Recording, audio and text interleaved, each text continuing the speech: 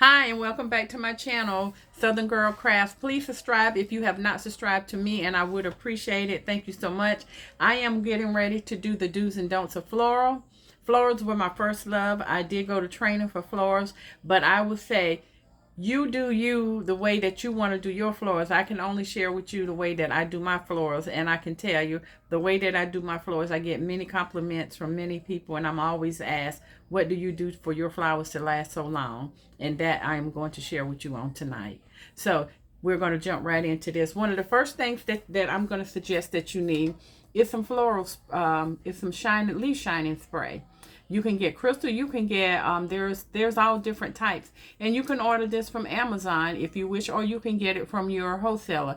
Now, if you go to your wholesaler to start buying flowers from your wholesaler, you must take your license with you, your business license, so that way you won't be charged taxes. If you go to a wholesaler, they're going to give you the prices that they would extend to anyone without a license and charge you taxes. So I'm not going to say it's so much of a discount. It's just kind of covers the taxes, which kind of helps you a lot. But anyway, get you some leaf spray. Do not use this leaf spray on the heads of the flowers, only on the leaves and the greenery. I'm going to say the greeneries because most of us know it is greenery. So you would take this in from the greenery. You spray your greenery. That is your baker's fern. That is the leaves on your roses. The leaves, if you decide to leave leaves from your other flowers, from your lilies, or from your astromarium, your astra, your solidagas, and all of those, you can spray. I'm not going to say solidaga. Let me take that solidaga out because that's a yellow flower and it don't need it, because that's a filler. But yeah, you can do it on those your greenery. So that is one of the things that you need. And another thing that you're going to need is you some floral food. It don't have to be this Floral Life. It can be a different type of floral food, but you want to make sure that you do have you some floral food. This is very important. It is a white sustenance, powdery substance that you're going to take and feed your plants to give your plants nutrition. And this here, what I am about to show you here, is the queen of roses. I'm going to say roses and many other flowers. There are some flowers that you do not want to use this particular product on, and it is a flower that is like has a furry touch to it. Let's say African violet or something. You don't want to put this on anything like that. But it is called Crowning Glory. Let me tell y'all something. If you do flowers and you don't have Crowning Glory, you are doing yourself a disservice, because this will give your customers many days of pleasure with their flowers. And it's called Crowning Glory. It keeps the hydration in the flowers. So without it, when the flowers take up water, it just goes poof. Just poof. But that's what you need, so that way it can seal the hydration in your flowers. Now, when you receive your flowers, you will receive your flowers at a pre-treatment state. That is what the grower does to the flower once they harvest them.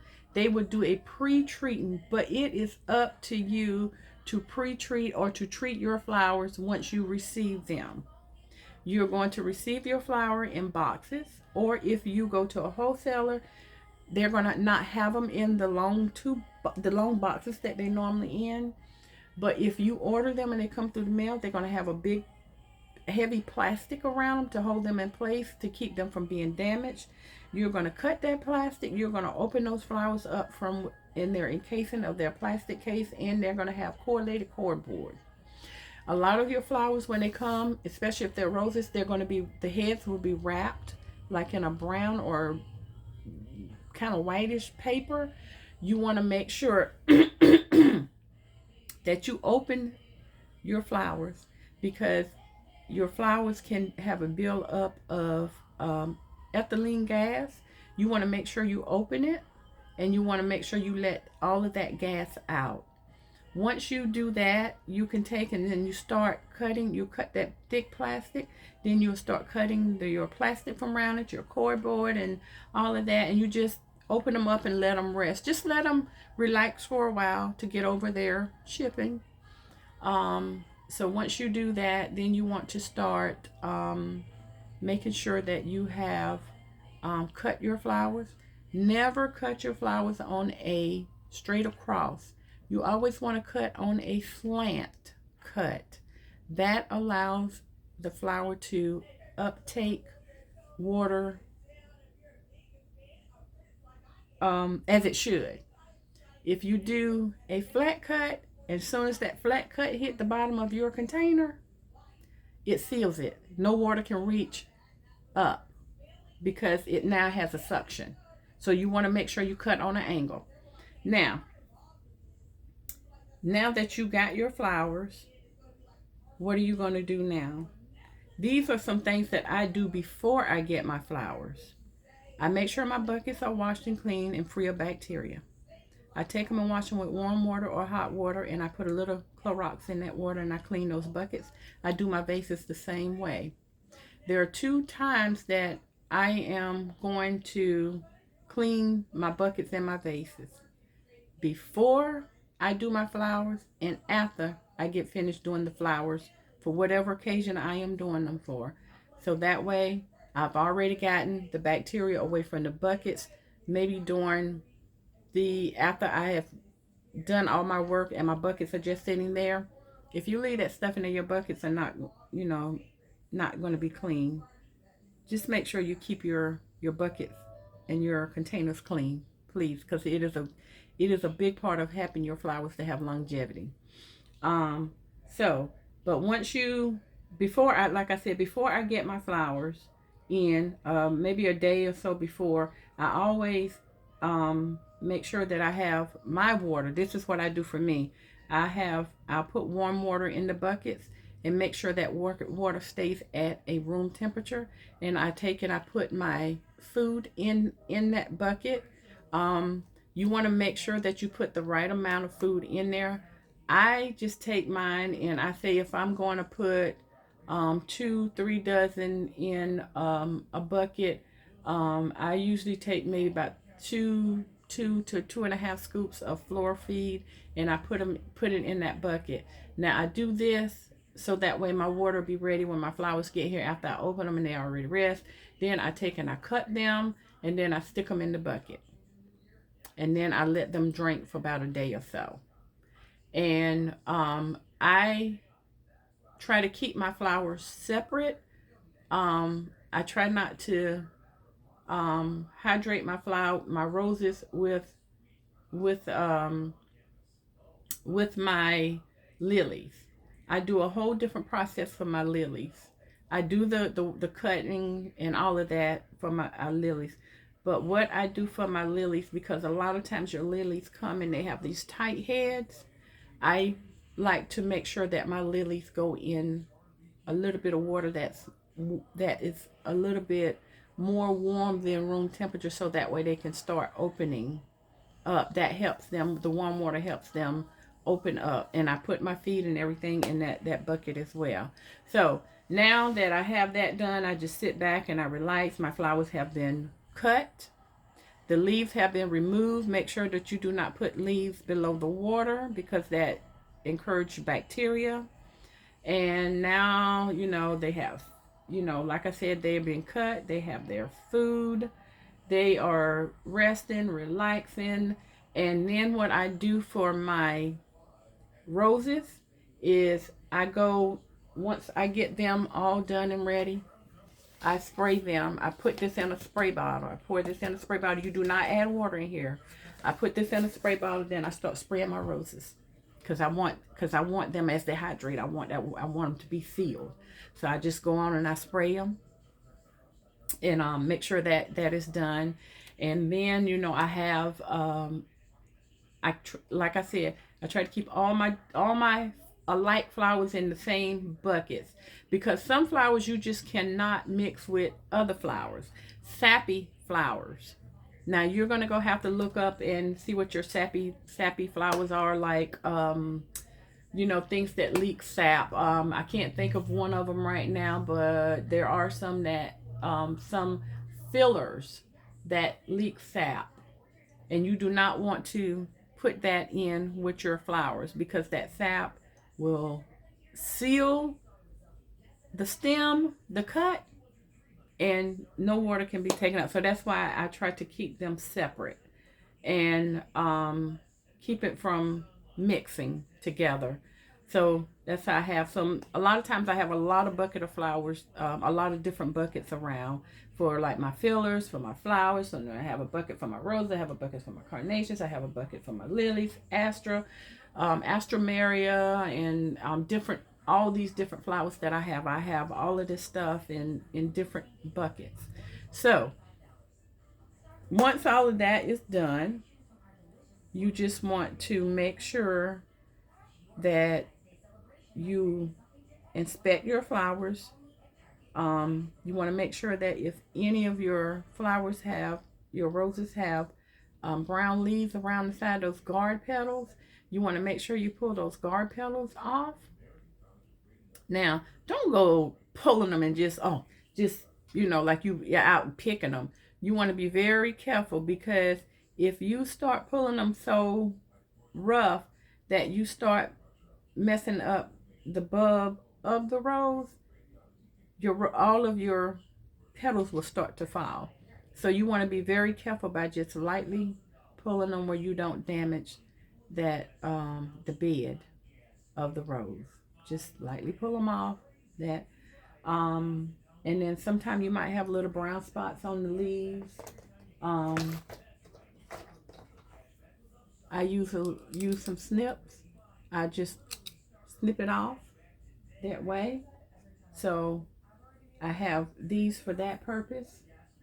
Then I use these wire cutters. You may say wire cutters, yes. And I do wash my tools before every use and after every use.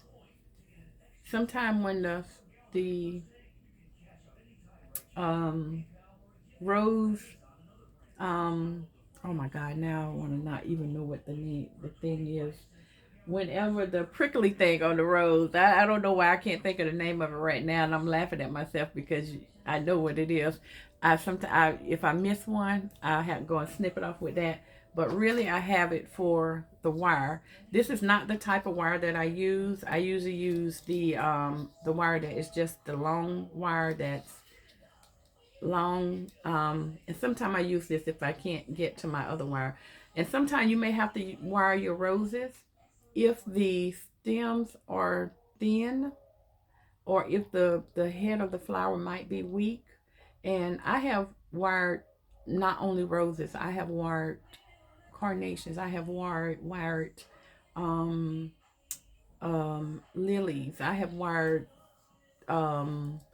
tulips. I use the wire for many of things, but you can use these two together, but I also use them to strip the, oh, you know what I'm talking about. Y'all know what I'm talking about. I ain't even going back over that no more. The thorns. So, and you're gonna need you like a paring knife, and this is to help cut the stems of your flowers to do an angle. And a lot of times, you know, you just hold it in. Some people are so good with it, they just do it this way, but I'm kind of scared to use it that way. So I have a rose cutter. It's a big board, and it has a handle, and I just stick my roses in there, and I just slant and just cut. So I started out using this type of knife, but like I said, I'm not as handy with this as a lot of people are. And then you're going to need you a thorn stripper. And this is the thorn stripper, and you want to be very careful how you use this thorn stripper. You just put it on the stem and lightly pull. You don't want to just clamp it down and crack. You just want to lightly pull because you don't want to scrape too much skin or damage the skin of the stem. because you don't want to cause any bacteria to get into your water or to contaminate your buckets. So just to kind of like close it up, you want to make sure you once you get your flowers, you open them, you let the gas out of them, then you unwrap, you cut, you hydrate. You put your food in your bucket and let them do their thing. You want to make sure you inspect your flowers to make sure that if any that looks sick, maybe just, like that way you can get them out of there, pull them out. You also want to make sure, check your invoice to make sure you're getting what you paid for and the price is right. And there's 2 times that I said that I use food for my flowers. That's when I do the buckets and when I'm designing. I usually put about a teaspoon or half a teaspoon, not a tablespoon, but a little half a teaspoon or a tablespoon in my vases. Or I have another bucket and I just put the food in that bucket. And then once I have a scooper, and then I take it and I pour it in my vases. And then that way I can design that way. Now when I'm designing, I don't fill my vase up to the top in water. I put enough in there to design with. Then and if I have to transport them, I always carry a container of water with me that has food in it, so that way I can pour it in there before I hand the flower off to the customer.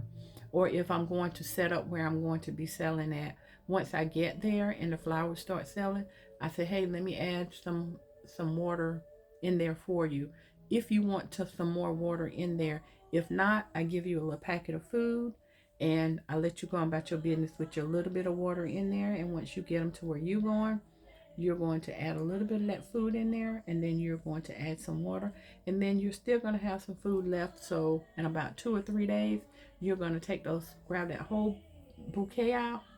You're going to take in that vase, rinse it out with some good hot water, put you some more water in it, and put that food in there. You got you another 4, 5, 6 days, 7 days, 10 days with your flowers.